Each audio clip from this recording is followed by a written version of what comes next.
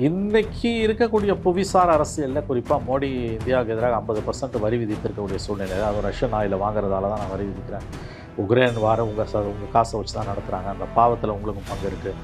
இந்த பெருக்கெடுத்து ஓடும் மனிதர் குருதியில், அந்த பாவ குருதியில் இந்தியாவின் கைகள் நனைந்திருக்கின்றன.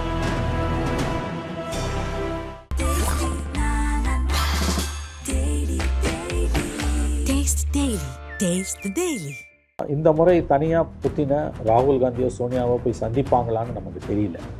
ஏன்னா மோடி அரசு அத்தகைய சந்திப்புகளை கடந்த காலங்களில் கம்ப்ளீட்டாக தவிர்த்து வந்திருக்கிறது.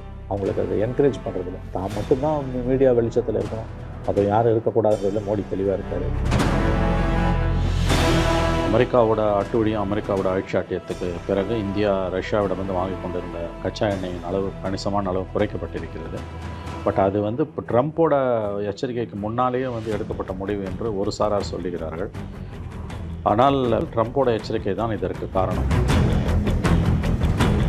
23வது இந்தியா ரஷ்யா உச்சி மாநாடு இது வழக்கமாக ஆண்டுதோறும் நடக்கக்கூடிய இந்தியா ரஷ்யா உச்சி மாநாடு கிடையாது.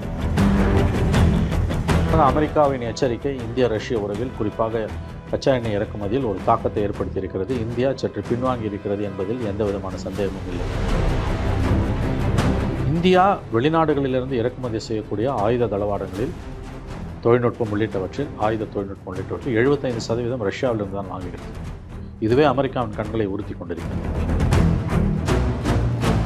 அமெரிக்கா ரஷ்யா ரெண்டு பேருமே அவர்கள் உற்பத்தி செய்யக்கூடிய ஆயுத தளவாடங்களை மூன்றாம் உலக நாடுகளுக்கு, நூற்றுக்கணக்கான நாடுகளுக்கு ரெண்டு பேரும் விற்று தான் தங்களுடைய பழப்பை ஓட்டி கொண்டிருக்கிறார்கள். ஏன்னா இது கம்ப்ளீட்டாக அவங்களோட ஆயுத தளவாடங்களுக்கான சந்தை அவங்களுக்கு தேவைப்பட்டு கொண்டே இருக்குது.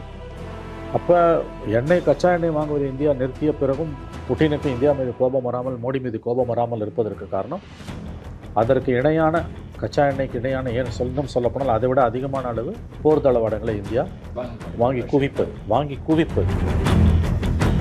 புட்டினுடன் உறவுகளை நீங்கள் மறுசீரமைக்கணும்னு சொல்லக்கூடிய அதே நேரத்தில் இந்தியா ஒரு அளவுக்கு மேலே கையை முறுக்க முடியாதுன்றது ட்ரம்ப்புக்கு தெரியும். ஏன்னா இந்திய சந்தை அமெரிக்காவுக்கு. அதே மாதிரி அமெரிக்காவுடன் நீங்கள் அதிகமாக உறவாடுவது வேண்டாம் என்று புத்தினும் இந்தியாவை பார்த்து சொல்ல மாட்டார். ஏன்னால் புத்தினுக்கும் இந்திய சந்தை.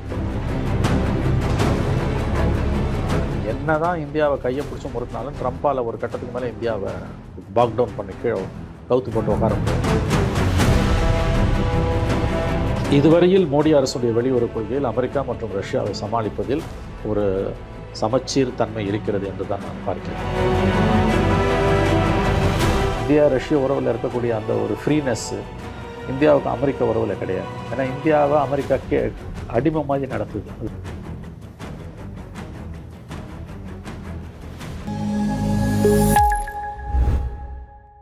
நாகேஷ் நேயர்களுக்கு வணக்கம். அரசியல் பல பரபரப்பான கட்டங்களை நோக்கி நகர்ந்து கொண்டு இருக்கிறது. அது குறித்து விவரிக்க மூத்த பத்திரிகையாளர் திரு மணி அவர்கள் முன்னாடி இருக்கார். வணக்கம் சார். வணக்கம் சார். புட்டின் அவர்களுடைய இந்திய வருகை 2 நாள் பயணமாக புட்டின் அவர்கள் வராரு. ஏற்கனவே இந்தியன் ரஷ்யாவுக்கு நடுவில் அந்த ஆயில் ட்ரேட் பற்றின விஷயங்கள்லாம் அமெரிக்காவுக்கும் இந்தியாவுக்குமான உறவை கொஞ்சம் பாதிச்சிருந்துச்சு. இப்போ புட்டினுடைய வருகை இதை எப்படி பிரதிபலிக்கும்ன்ற ஒரு கேள்வி இருக்குது. மிக முக்கியமான ஒரு நிகழ்வு சர்வதேச அரசியலில், இந்திய அரசியல்லையும் மிக முக்கியமான நிகழ்வு. அமெரிக்காவோட அட்டுவழியும் அமெரிக்காவோட ஆட்சியாட்டியத்துக்கு பிறகு இந்தியா ரஷ்யாவிடம் வாங்கி கொண்டிருந்த கச்சா எண்ணெயின் அளவு கணிசமான அளவு குறைக்கப்பட்டிருக்கிறது. பட் அது இப்போ ட்ரம்ப்போட எச்சரிக்கைக்கு முன்னாலேயே எடுக்கப்பட்ட முடிவு என்று ஒரு சாரார் சொல்லுகிறார்கள். ஆனால் விவரம் அறிந்தவர்கள் கூறுவது என்னவென்றால் ட்ரம்ப்போட எச்சரிக்கை தான் இதற்கு காரணம். மிகப்பெரிய அளவில் இந்தியாவோட அந்த கச்சா எண்ணெய் இறக்குமதி குறைக்கப்பட்டது என்பதற்கு. இது 23வது வருடாந்திர உச்சி மாநாடு, 23rd annual summit, Indo Russian annual summit. ஆண்டுதோறும் இந்தியாவுக்கும் ரஷ்யாவுக்கும் இடையில் வருடாந்திர உச்சி மாநாடு நடக்குது. அதில் பல்வேறு விஷயங்கள் விவாதிக்கப்படும். தொழில்நுட்ப பகிர்வு, டிஃபென்ஸ் பாதுகாப்பு சம்மந்தப்பட்ட பர்ச்சேசஸ், இறக்குமதிகள் ஏற்றுமதிகள், அப்புறம் ஏரோஸ்பேஸ் விண்வெளி ஆராய்ச்சி, அப்புறம் பல்வேறு விதமான தொழில்நுட்பம் மற்றும் பொருளாதார வர்த்தக உடன்பாடுகள் அதில் எட்டப்படும். ஏற்றுமதி இறக்குமதி சம்மந்தமாக எல்லாம் சேர்த்து. ஸோ இது கடந்த ஆண்டு ஜூலை 24 மோடி, இந்திய பிரதமர் மோடி ரஷ்ய தலைநகர் மாஸ்கோவுக்கு போயிருந்தார். இந்த முறை 2 நாள் பயணமாக இன்றைக்கு 4ஆம் தேதி மாலை வரக்கூடிய புட்டின் டெல்லியில் இருக்கிறார். நாளை மாலை 5ஆம் தேதி அவர் மாஸ்கோ புறப்பட்டு தாய்நாடு திரும்ப இந்தியாவிலிருந்து புறப்படுகிறார். இது ட்ரம்ப் அவர்களுடைய எச்சரிக்கை. இந்தியா வந்து இப்போ ரஷ்யன் ஆயிலை நிறுத்தணும்னு சொல்லி தான் டாரிஃப் போட்டார். 50% வரைக்கும் டாரிஃப் போட்டு இந்தியா அமெரிக்க உறவு இப்போ மிக கடுமையான நெருக்கடியில் இருந்து கொண்டிருக்கிறது. இதன் காரணமாக ரூபாயின் மதிப்பும் வந்து மிகப்பெரிய அளவில் அதில் பாதாளத்துக்கு போயிருக்கு. $90 ஒரு டாலருக்கு இணையான இந்திய ரூபாயின் மதிப்பு $90 போயிருக்கு. வரலாறு காணாத நிகழ்வு. இந்த பின்புலத்தில் புட்டினோட வருகை இருக்குது. நம்ம இதை தான் பார்க்கணும். வழக்கமாக அமெரிக்கா ஆண்டுதோறும் நடக்கக்கூடிய ஆனுவல் சமிட் உச்சி மாநாடுகள் மாதிரியானது அல்ல இது. 23வது இந்திய ரஷ்ய உச்சி மாநாடு இது வழக்கமாக ஆண்டுதோறும் நடக்கக்கூடிய இந்திய ரஷ்ய உச்சி மாநாடு கிடையாது. ட்ரம்ப்போடைய எச்சரிக்கைக்கு பிறகு இந்தியா ரஷ்யன் ஆயிலை வாங்குறதை நிறுத்தணும் என்று சொன்னப்பட்ட பிறகு கணிசமான அளவு இந்தியா ரஷ்யன் ஆயிலை வாங்குறதை நிறுத்தியிருக்கு என்று தான் தகவல்கள் சொல்லுகின்றன. ஒரு தரப்பினர் அது ட்ரம்ப்போட எச்சரிக்கைக்கு முன்பே எடுக்கப்பட்ட முடிவு என்று சில புள்ளி விவரங்களுடன் சொல்லுகிறார்கள். எது உண்மை என்று நம்மால் உறுதியாக கணிக்க முடியவில்லை. நிச்சயமாக அமெரிக்காவின் எச்சரிக்கை இந்திய ரஷ்ய உறவில் குறிப்பாக கச்சா எண்ணெய் இறக்குமதியில் ஒரு தாக்கத்தை ஏற்படுத்தியிருக்கிறது. இந்தியா சற்று பின்வாங்கி இருக்கிறது என்பதில் எந்த விதமான சந்தேகமும் இல்லை. ஆனால் அதை இந்தியாவும் பெரிதுபடுத்தவில்லை. அதை விட முக்கியமாக ரஷ்யாவும் வந்து எங்களை கச்சா எண்ணெய் வாங்குவதை எங்களையே நிறுத்தினீர்கள் என்று பெரிதுபடுத்தவில்லை. அதற்கு முக்கியமான காரணம் கச்சா எண்ணெயை தாண்டி ரஷ்யாவிடமிருந்து இந்தியா ஆண்டுதோறும் வாங்கி கொண்டிருக்கக்கூடிய இராணுவ தளவாடங்கள், புதிய புதிய தொழில்நுட்பங்கள், இவை ரொம்ப முக்கியமானது. ஆண்டுதோறும் பல ஆயிரக்கணக்கான கோடி ரூபாய் ரஷ்யா ஆயுதங்களை, தளவாடங்களை, ஆயுத தொழில்நுட்பங்களை, டெக்னாலஜிக்கல் மிலிட்ரி சாஃப்ட்வேர் அண்ட் ஹார்ட்வேர்னு அதை இந்தியா வாங்கி கொண்டிருக்கிறது. இந்தியா வெளிநாடுகளிலிருந்து இறக்குமதி செய்யக்கூடிய ஆயுத தளவாடங்களில் தொழில்நுட்பம் உள்ளிட்டவற்றில் 75% ரஷ்யாவிலிருந்து தான் வாங்குகிறது. இதுவே அமெரிக்காவின் கண்களை உறுத்தி கொண்டிருக்கிறது. நம்ம அமெரிக்கா கிட்டேருந்து வாங்குகிறோம், ஆனால் ரஷ்யா கிட்டேருந்து வாங்குறதா நம்முடைய இறக்குமதியில் 75% இருக்குது. கடந்த 75 ஆண்டுகளாக சுதந்திரத்துக்கு பிந்தைய இந்தியா தன்னுடைய இராணுவ கட்டமைப்பில் முதுகெலும்பாக கொண்டிருப்பது ரஷ்யாவிடமிருந்து, அன்றைய சோவியத் யூனியன் இன்றைய ரஷ்யாவிடமிருந்து வாங்கி கொண்டிருக்கிற அந்த ஆயுத தளவாடங்கள் மற்றும் ஆயுத தொழில்நுட்பங்கள். இது அமெரிக்காவின் கண்ணை உறுத்துவதாலும் அவர்கள் இந்தியாவுக்கு நெருக்கடியை ஏற்படுத்துகிறார்கள். அமெரிக்கா ரஷ்யாவிடமிருந்து கச்சா எண்ணெய் வாங்குவதை கணிசமான அளவு இந்தியா குறைத்த பிறகும் இந்தியா மீது ரஷ்யா கோபம் கொள்ளாமல் இருப்பதற்கு காரணம் இந்த விஷயங்கள். தொழில்நுட்பம், ஆயுத தொழில்நுட்பம். ஆமாம், இப்போ உதாரணத்துக்கு S-400 அந்த விண்ணிலேயே ஏவுகணையை தாக்கி அழிக்கக்கூடிய அந்த கேடய மாதிரியான S-400 அயன்டோம் சிஸ்டம், குறிப்பாக சுருக்கமாக சொல்லணும், அது வந்து 5 யூனிட் வாங்குறதுக்கு 2018 ஒப்பந்தம் போடப்பட்டு 3 யூனிட் வந்துடுச்சு, 2 யூனிட் வரப்போகுது. அடுத்த கட்டமாக வந்து மேலும் சில S-400 தளவாடங்களையும் S-500 அதோட அடுத்த கட்டத்துக்கு இந்தியா வாங்குவதற்கான பேச்சுவார்த்தைகளை ரஷ்யாவுடன் நடத்தி கொண்டிருக்கிறது.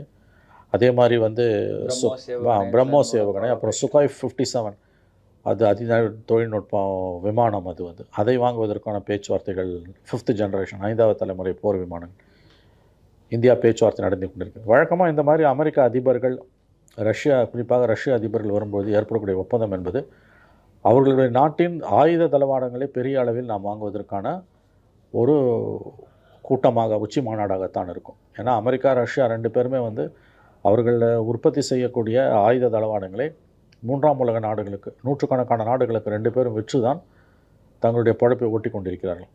ஏன்னா இது கம்ப்ளீட்டாக வந்து அவங்களோட ஆயுத தளவாடங்களுக்கான சந்தை அவங்களுக்கு தேவைப்பட்டு கொண்டே இருக்கிறது. அப்போ கச்சா எண்ணெய் வாங்குவதை இந்தியா நிறுத்திய பிறகும் புட்டினுக்கு இந்தியா மீது கோபம் வராமல், மோடி மீது கோபம் வராமல் இருப்பதற்கு காரணம் அதற்கு இணையான கச்சா எண்ணெய்க்கு இணையான, சொல்லப்போனால் அதை விட அதிகமான அளவு போர் தளவாடங்களை இந்தியா வாங்கி குவிப்பது. பல ஆயிரக்கணக்கான கோடி ரூபாய் வந்து அமெரிக்கா ரஷ்யாவிடமிருந்து இந்த ஆண்டும் வரும் ஆண்டுகளிலும் அடுத்தடுத்து வரப்போகிற ஆண்டுகளிலும் இந்தியா வாங்கப் போகிறது. ஸோ இந்தியா மீது ரஷ்யாவுக்கு இருக்கக்கூடிய கரிசனத்திற்கான ஒரு முக்கியமான காரணம் அவருடைய போர் தளவாடங்களுக்கான சந்தையாக இந்தியா இருப்பது. அஃப்கோர்ஸ் அதை தாண்டி வேறு விஷயங்களும் இருக்குது. தொழில்நுட்ப ரீதியாக இந்தியா அமெரிக்க கூட்டுறவு அமெரிக்காவுக்கு எதிராக இந்த பிராந்தியத்தில் கைகோர்த்து நிற்பதன் மூலம் 2 நாடுகளும் பரஸ்பரம் பாதுகாப்பை உறுதி செய்து கொள்வது, உலக அமைதிக்கு 2 பேரும் உறுதுணையாக இருப்பது போன்ற நல்ல விஷயங்களும் இருக்கின்றன. அதில் மாற்று கருத்து இல்லை. பட் அமெரிக்க அதிபர்கள் ஆதிகாலம் தொட்டு பார்த்திங்கனாலே ரஷ்ய ஆட்சியாளர்கள் வந்து அவங்களுடைய ஆயுத தளவாடங்களுக்கான, அதுவும் புத்தின் வந்த பிறகு அது ரொம்ப பெரிய அளவில் வந்து வளர்ந்துருக்குது. சந்தையாகத்தான் இந்தியாவை அவர்கள் பார்க்கிறார்கள். எனவே இது வந்து வின்வின் சிச்சுவேஷன். இந்தியாவுக்கும் அது ஏராளமான நன்மைகள் இருந்து கொண்டிருக்கிறது. இது அமெரிக்கா உறவுகளை பாதிக்குமா அப்படின்ற ஒரு கேள்வி இருக்குல்ல. ஏன்னா ஆல்ரெடி வந்து பார்த்தீங்கன்னா ட்ரம்ப் வந்து இந்தியா மீது ஒரு வகையான ஒரு வெறுப்பில் இருக்காருன்னு தான் நம்ம சொல்லணும். பல விஷயங்கள் வந்து தொடர்ச்சியாக அந்த மாதிரி தான் நம்ம பார்க்க முடியுது. அப்படி இருக்கிறப்ப இந்த மாதிரி ரஷ்யாவோட நம்ம திருப்பி இணக்கம் காட்டுறது, அவர் வந்து நம்ம பேசுறதுன்ற மாதிரி விஷயங்கள்லாம் அது எப்படி அவர்களுக்கு இந்திய சந்தை தேவை. புத்தினுடன் உறவுகளை நீங்கள் மறுசீரமைக்கணும்னு சொல்லக்கூடிய அதே நேரத்தில் இந்தியா ஒரு அளவுக்கு மேலே கையை முறுக்க முடியாதுன்றது ட்ரம்ப்புக்கு தெரியும். ஏன்னா இந்திய சந்தை அமெரிக்காவுக்கு தேவை. அதே மாதிரி அமெரிக்காவுடன் நீங்கள் அதிகமாக உறவாடுவது வேண்டாம் என்று புத்தினும் இந்தியாவை பார்த்து சொல்ல மாட்டார். ஏன்னால் புத்தினுக்கும் இந்திய சந்தை தேவை. இந்த விரிந்து பறந்த இந்திய சந்தை இருக்குல்ல, அதுதான் வந்து நம்முடைய மிகப்பெரிய பலம். டெமோகிராஃபிக் டிவிடெண்ட், மக்கள் தொகை, டெமோகிராஃபிக் டிவிடெண்ட் நமக்கு ஒரு அசட்டாக தான் இன்றைக்கி மாறி கிடக்குது. இந்த உறவை இந்த இந்த இந்த இந்த வருகையை, புத்தினோட வருகையை, 2 நாள் பயணத்தை, மேற்கொள்ளப்படக்கூடிய ஒப்பந்தங்களை கண்குத்தி பாம்பாக அமெரிக்கா பார்த்து கொண்டிருக்கும். சந்தேகம் வேண்டாம். பாதுகாப்பு உட்பட ஒரு 5 மெயின் இல்லை, அது பர்சனல் இது செக்யூரிட்டி ஆஸ்பெக்ட், அது வேறு. அது எந்த அதிபர் வந்தாலும் கொடுப்பாங்க, கொடுக்கப்பட வேண்டியது. அது ஒரு பெரிய விஷயம் இல்லை. இந்த உறவு, இந்தியா ரஷ்ய உறவு 23வது வருடாந்திர உச்சி மாநாட்டில் எடுக்கப்படக்கூடிய முடிவுகளும் போடப்படக்கூடிய ஒப்பந்தங்களும் அமெரிக்கா கண்குத்தி பாம்பாக பார்க்கும். இப்போ புத்தினோட வருகையின் போது வந்து விமான தளவாடங்கள், சுகோய் 3057 அப்படி HALலே வந்து பார்த்தீங்கன்னா ரஃபேல், ஆமாம், ரஃபாலில் வந்து இது பண்ணுறது, அது ஃப்ரெஞ்சு. இது ரஷ்யாவுடனான இந்தியாவின் உறவு மேலும் வலுப்பெறுவது என்பது அமெரிக்காவின் கண்களை உறுத்தும். அதை எப்படி சரி பண்ணுவாங்கன்னா, அடுத்த ஆண்டு ட்ரம்ப் இந்தியா வரப்போகிறான்றாங்க. வரும் நாட்களில் ட்ரம்ப் வந்தாலும் வராட்டியும் அமெரிக்காவுக்கு தேவையான சில சலுகைகளை இந்தியா செய்து கொடுக்கும். குளோபல் பாலிடிக்ஸில் இது வந்து பவர் பிளே. ரஷ்யாவுக்கு தேவையானதை நீ செஞ்சு கொடுக்குறேன்னா அமெரிக்காவுக்கு தேவையானதை நீ செஞ்சு கொடுக்கணும். ஆனால் இந்தியாவோட மிகப்பெரிய பலமே இதோட டெமோகிராஃபிக் டிவிடெண்ட்டும் ஸ்ட்ராட்டஜிக்கலி இது அமைந்திருக்கக்கூடிய இடமும். என்ன தான் இந்தியாவை கையை பிடிச்சி முறுக்கினாலும் ட்ரம்ப்பால் ஒரு கட்டத்துக்கு மேலே இந்தியாவை பாக் டவுன் பண்ணி கீழே கவுத்து போட்டு உட்கார முடியாது. அதே மாதிரி ரஷ்யா இந்தியாவை அவங்க எவ்வளோ நினச்சாங்கன்னா, அவங்களுக்கு இந்தியா மீது கடந்த 4 ஆண்டுகளில் ஒரு கசப்புணர்வு இருக்குது. குறிப்பாக ட்ரம்ப்போட அந்த சாங்ஷன்ஸ் மிரட்டின பிறகு, இந்தியாவிடம் வந்து நீங்கள் வந்து ஆயிலை உற்பத்தி, இப்போ இந்தியா வாங்கக்கூடாது ஆயில்னு சொன்ன பிறகு, மோடி கவர்மெண்ட் ஆயில் வாங்குறத ஓரளவு நிறுத்திய பிறகு அந்த கோபம் இருக்கிறது, ட்ரம்ப்புக்கும் இருக்குது. ஆனால் ட்ரம்ப்பாலேயும் ஒன்றும் பெருசாக பண்ண முடியாது. ஏன்னா அமெரிக்காவுக்கு இந்திய சந்தை தேவை. இந்த டெமோக்ராட்டிக் டிவிடெண்ட் வந்து 2 பேர்கிட்டையும் இந்தியா வந்து புத்தின்கிட்டையும் ட்ரம்ப்புக்கிட்டையும் தங்களுடைய முக்கியத்துவத்தை சுட்டி காண்பித்து அந்த அவங்களுக்கிடையே இருக்கக்கூடிய முரண்பாடுகளை நல்லா எக்ஸ்ப்ளாய்ட் பண்ணுறதில் உதவி கொண்டிருக்கிறது. இதுவரையில் மோடி அரசுடைய வெளியுறவு கொள்கையில் அமெரிக்கா மற்றும் ரஷ்யாவை சமாளிப்பதில் ஒரு சமச்சீர் தன்மை இருக்கிறது என்று தான் நான் பார்க்கிறேன். அதில் எந்த மாற்றமும் எனக்கு இல்லை. ஏன்னா இப்போ இருக்க அவைலபிள் குளோபல் சினாரியோவில் மோடியோட செயல்பாடுகள், அதாவது அமெரிக்காவையும் ரஷ்யாவையும் பேலன்ஸ் பண்ணுறதுன்றதில் அது ஒரு சரியான திசையில் தான் பயணிக்குதுன்றது தான் என்னுடைய சிற்றறிவு கட்டிய வரியில் இருக்குது. ஏன்னா எல்லா விஷயத்துலையும் மோடியை விமர்சனம் செய்வது போல், திட்டுவது போல் இந்த விஷயத்தில் செய்ய முடியாது என்று எனக்கு தோன்றுகிறது. ஏன்னா பல லட்சம் இந்தியர்கள் இருக்காங்க, அமெரிக்காலையும் இருக்காங்க. ரெண்டாவது இது global power play. Global power பிளேயில் நம்ம 2 பேரையும் சமாளிச்சாகணும். அந்த பேலன்ஸை மோடி நல்லா செய்கிறாருன்னு தான் எனக்கு தோணுது. To my knowledge. அஃப்கோர்ஸ் இதை பெரிய அளவில் இங்கே இருக்கக்கூடிய மோடி விமர்சகர்கள் எல்லாத்தையும் எதிர்க்கிறவங்க இதையும் எதிர்ப்பாங்க.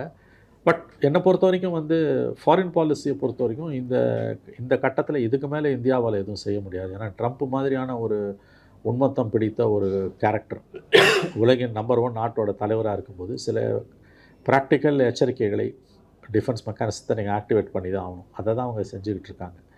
ஸோ இந்த வருகை ரொம்ப ரொம்ப முக்கியமானது என்று தான் நான் பார்க்கிறேன். Okay sir. இதில் வந்து பார்த்திங்கன்னா புட்டின் மேலே பல விமர்சனங்கள் வந்து பார்த்திங்கன்னா உலக நாடுகளில் இருக்குது. அந்த உக்ரைன் ரஷ்யா போகிற சார்ந்த விஷயங்கள் இப்போயுமே வந்து யூரோப்பியன் யூனியன் வந்து பார்த்திங்கன்னா புட்டினுக்கு ஒரு நெகட்டிவான ஒரு ஸ்டான்ஸாக எடுத்துகிட்டு இருக்காங்க. அவர் நிறுத்த மாட்டார்ன்ற மாதிரி விஷயங்களை கூட்டாக வந்து அறிக்கை கொடுக்குற அளவுக்கு வந்து பேசிகிட்டு இருக்காங்க. இந்த விஷயங்கள் வந்து இந்தியா மீதும் பிரதிபலிக்குமான ஒரு கேள்வி இருக்கலாம். ஏன்னா ஆல்ரெடி வந்து ஒரு சில கண்ட்ரிஸ் வந்து உக்ரைன் ரஷ்யா போகிற இந்தியா நினச்சிருந்தா நிறுத்திருக்கலான்ற மாதிரி விஷயங்கள் வந்து பேசி வருவாங்க. ஆமாங்க, அது ஒரு முக்கியமான பாயிண்ட்டுங்க. அதில் வந்து இந்தியா வந்து உக்ரைன் போறிய இந்தியா தான் நடத்துதுன்னு ட்ரம்ப் சார்ஜ் பண்ணார், உங்களுக்கு தெரியும். ஏன்னா ரஷ்யன் ஆயில் நம்ம தொடர்ந்து வாங்குறதால அந்த பணத்தை வச்சு தான் ஆயுதங்களை வாங்கி ஆயுதங்களை உற்பத்தி பண்ணி உக்ரைனை வந்து ரஷ்யா அழித்து கொண்டிருக்கிறது என்ற ஒரு குற்றச்சாட்டு இந்தியா மீது வைக்கப்பட்டது. நீங்கள் நல்ல கேள்வி கேட்டீங்க. இப்போ இந்த 2 நாள் பயணத்தில் ஏற்படக்கூடிய ஒப்பந்தங்களை கண்குத்தி பாம்பாமல் கண்ணில் விளக்கண்ணியை ஊற்றிக்கிட்டு அமெரிக்கா பார்க்கும். கண்டிப்பாக சில விமர்சனங்கள் வரும். ஆனால் கடந்த காலங்கள் அப்படி வந்த பொழுது மோடி அரசு அதை வெற்றிகரமாக கையாண்டு இருக்கிறது, அதை நியூட்ரலைஸ் பண்ணியிருக்கு. இந்த முறை அப்படி பண்ணுமான்றது நமக்கு தெரியல. எனக்கு தெரிஞ்சு பண்ணுவதற்கு வாய்ப்புகள் அதிகம். ஏன்னா என்ன தான் இந்திய ரஷ்ய உறவு அமெரிக்காவோட கண்களை உறுத்தினாலும் இதில் ஏற்படக்கூடிய ஒப்பந்தங்கள், இப்போ பல ஆயிரம் கோடி ரஷ்ய தளவாடங்களை நம்ம வாங்குறோம் போது அமெரிக்கா கோபம் வரும். ஏன் வரும்னா, நீ எங்கிட்ட வாங்க வேண்டியது ஒட்டி அவங்ககிட்ட வாங்குறேன், இந்த தொழில் போட்டி. பட் அதை தாண்டி இந்தியாவை வந்து ஒரு பாகிஸ்தானை நடத்துகிற மாதிரி, அல்லது வந்து பாலஸ்தீனை நடத்துகிற மாதிரி, அல்லது வந்து இன்றைக்கி வெனிசுவேலாவை நடத்துகிற மாதிரி அமெரிக்காவில் இந்தியாவை ஏன் நடத்த முடியலன்னா, இந்திய சந்தை அவர்களுக்கு தேவை. ரெண்டாவது, மோடி திமிர வேண்டிய நேரத்தில் திமிரிட்டி தான் இருக்குது. பட் இந்த வருகையை ஒன்று மட்டும் உறுதியாக வச்சுக்கோங்க, புதின் எப்போல்லாம் புதின் இந்தியா வராரோ இல்லை இந்தியா மோடி இப்போ அமெரிக்கா ரஷ்யா போய் புத்தினை பார்க்குறாரோ அதில் ஏற்படக்கூடிய ஒப்பந்தங்கள், குறிப்பாக புதின் இந்தியா வரும்போது ஏற்படக்கூடிய ஒப்பந்தங்கள் அடுத்தடுத்த டெவலப்மெண்ட்ஸை வந்து கண்டிப்பாக அமெரிக்கா வந்து கண்ணில் விளக்கண்ணியை ஊற்றிட்டு தான் பார்ப்பாங்க. ஏன்னா அவங்களுக்கு இது சந்தை சம்மந்தப்பட்ட பலாயிரம் கோடி சம்மந்தப்பட்ட ஒரு விஷயம். ரெண்டாவது, ஸ்ட்ராட்டஜிக்கலி ஸ்பீக்கிங் வந்து இந்தியாவோட முதுகெலும்பாக இருக்கக்கூடியது ரஷ்ய இராணுவத்தோடைய உதவி, அந்த தொழில்நுட்பங்கள். அதெல்லாம் அமெரிக்காவோட கண்ணில் உறுத்த தான் செய்யும்.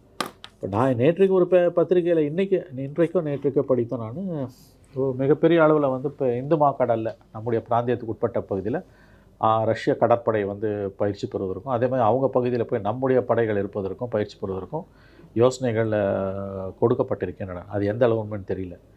அதாவது ஃபாரின் ட்ரூப்ஸை இந்தியாவில் அனுமதிக்கணும் அந்த ரேஞ்சில் வந்து. ஆமாம், அது நேவல் ப்ரெசன்ஸ்னால் அது ஓகே. ஆனால் நீங்கள் லேண்டில் வந்து அமெரிக்கன் ட்ரூப்ஸ் வந்து பேஸ் வைக்கிறாங்கன்னா அது பெரிய பிரச்சனையாகும். அது அலோவ் பண்ண மாட்டாங்க யாருமே, அது போக மாட்டாங்க. அதனால தான் நேவல் பேஸ்ன்னு ஆரம்பிக்கிறாங்க. இலங்கையில் அதே மாதிரி விஷயம் தான் ஆரம்பிச்சு. ஆமாம், இன்றைக்கி இருக்கக்கூடிய புவிசார் அரசியலில் குறிப்பாக மோடி இந்தியாவுக்கு எதிராக 50% வரி விதித்திருக்கக்கூடிய சூழ்நிலையில், அதுவும் ரஷ்யன் ஆயிலை வாங்குறதால தான் நான் வரி விதிக்கிறேன், உக்ரைன் வாரம் உங்கள் காசை வச்சு தான் நடத்துகிறாங்க, அந்த பாவத்தில் உங்களுக்கும் பங்கு இருக்குது, இந்த பெருக்கெடுத்து ஓடும் மனிதர் குருதியில், அந்த பாவ குருதியில் இந்தியாவின் கைகள் நனைந்திருக்கின்றன என்பதுதான் அமெரிக்காவோட குற்றச்சாட்டு. பட் அது வந்து நம்ம அப்படியே எடுத்துக்க முடியாது. ஏன்னா வந்து ஒவ்வொரு நாட்டுக்கும் தன்னுடைய பாதுகாப்பை அடுத்த 100 ஆண்டுகளுக்கு தன்னுடைய பாதுகாப்பை உறுதி செய்ய அடுத்த 100 ஆண்டுகளுக்கு தன்னுடைய தேசத்தின் பாதுகாப்பை உறுதி செய்து கொள்ளக்கூடிய ஒரு கடமையும் உரிமையும் ஒவ்வொரு நாடுகளுக்கும் இருக்கிறது.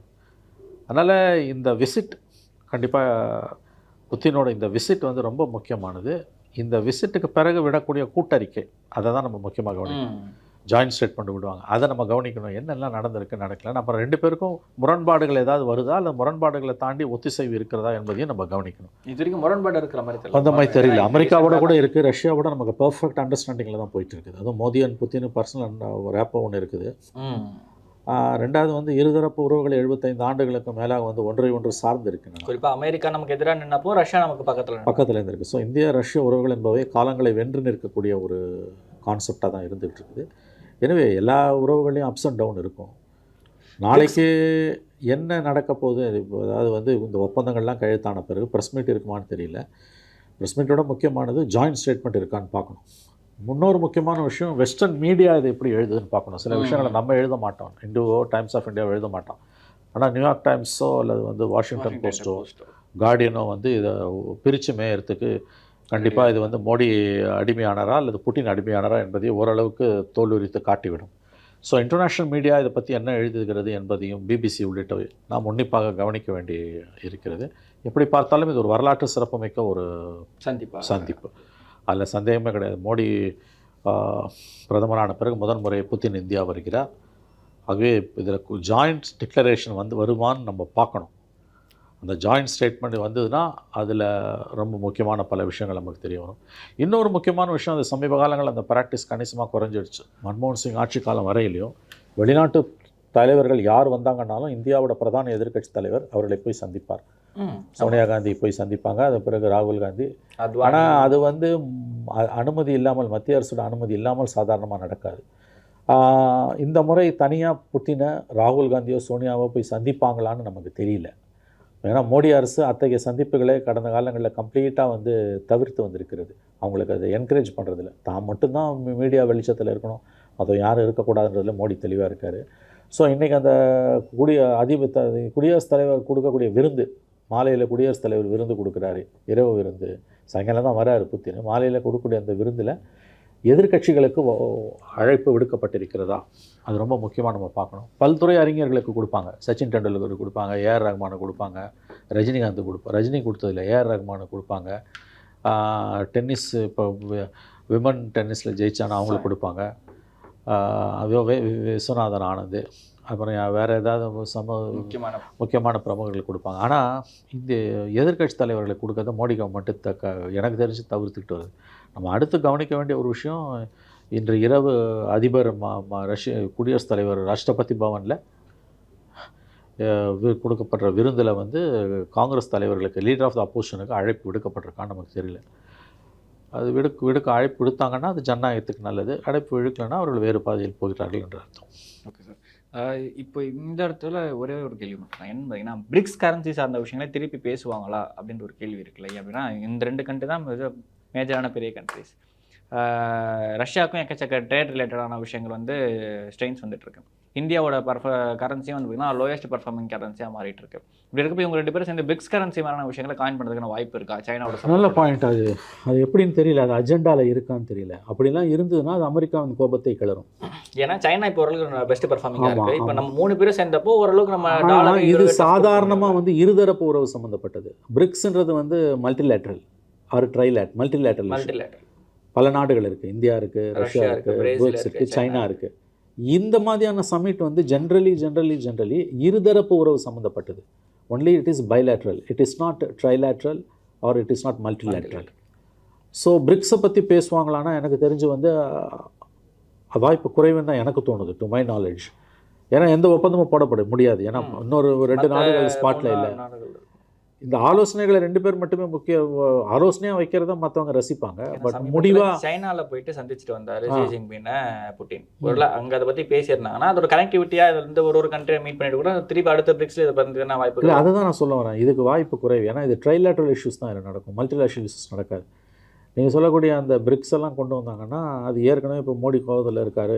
பிரிக்ஸை பேசினா இன்னும் கோவமாகும். என்ன பண்ணுவாங்க, அதை பேசுறது ஜென்ரலி டிப்ளமேட்டிக்கலி ஸ்பீக்கிங் அதை தடுத்துருவாங்க. பேசினாலும் சொல்ல மாட்டாங்க. பட் அதை விட முக்கியமான பிரசன்ட் இஷ்யூஸ் இருக்குது, அதெல்லாம் தான் அவங்க பேசுவாங்க. எனவே இது வந்து எனக்கு தெரிஞ்சு முழுவதும் இது வந்து இராணுவ தளவாடங்களில் தான் அதிகப்படியான கவனம் இருக்குமோன்னு எனக்கு தோணுது. ஏன்னா இதில் ஆயிலில் வந்து வாங்குறதை நிறுத்தினதோட இழப்பு ரஷ்யாவுக்கு இருக்குது. அதை ஈடுகட்டுறதுக்கு இந்தியா தளவாடங்களை வாங்கி ஆகணும். அதை தாண்டி வேறு பல துறைகளில் ஒப்பந்தம் இருக்குது, மருத்துவம், பொறியியல், ரியல் எஸ்டேட், இந்த மாதிரி விஷயங்கள். அதில் அவங்க வந்து ஒரு ஃபார்வர்டு மூமெண்ட் இருக்கும், ஒரு முன்னேற்ற பாதையில் தான் அவங்க போவாங்க. 2 நாடுகளுமே எனக்கு தோணுது 2 நாடுகளுமே ஒன்றோடு ஒன்று இணைந்தவை. இந்தியா ரஷ்ய உறவில் இருக்கக்கூடிய அந்த ஒரு ஃப்ரீனஸ்ஸு இந்தியாவுக்கு அமெரிக்க உறவில் கிடையாது. ஏன்னா இந்தியாவை அமெரிக்கா அடிமை மாதிரி நடத்துது. அது பைடன் இருக்கும்போதாவது கொஞ்சம் பரவாயில்ல, ட்ரம்ப் வந்த பிறகு முழு அடிமையாகவே மாறிவிட்டோம். அதனால் மோடி புத்தின் விசிட்டில் இருக்கக்கூடிய அந்த ஒரு கூல்னஸ், அந்த ஒரு கௌரவம் வந்து ட்ரம்ப் இந்தியாவுக்கு வந்தால் அந்த விசிட்டில் இருக்காது. சுப்ரீமசின்ற மாதிரி அந்த சுப்ரமசி ஆணவம் தான் இருக்கும். பார்ப்போம். ஏன்னா ஜாயின்ட் ஸ்டேட்மெண்ட் வரணும் தம்பி. ஜாயின்ட் ஸ்டேட்மெண்ட்டில் தான் என்ன பேராமீட்டர்ஸில் பேச்சுவார்த்தை, 1000 இஷ்யூஸ் இருக்குது, என்ன பேராமீட்டர்ஸில் பேச்சுவார்த்தைகள் நடந்ததுன்றதை பற்றி நம்ம ஒரு முடிவுக்கு வர முடியும். இவ்வளோ நேரம் நேற்று நன்றி சார்.